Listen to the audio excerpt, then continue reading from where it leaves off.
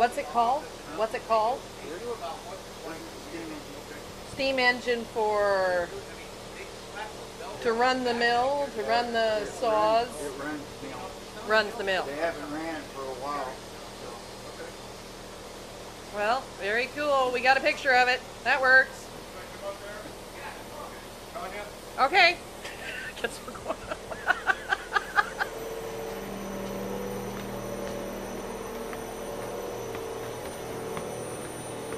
I guess we're going up to see the engine.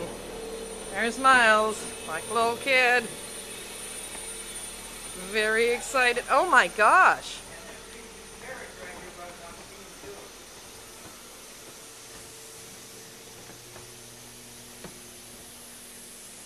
Wow.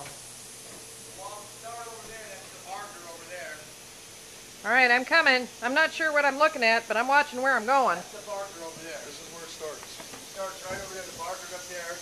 They bark it, then they come down the shaft, come here, and then they get one comes on the carriage. Dude sits right here, yells out to this dude what size and whatever, then they just cut it. Wow. Goes down there, it falls over, goes there, and then goes through there, down the planer, and over there, and gets cut to the right side. Wow. And then if they're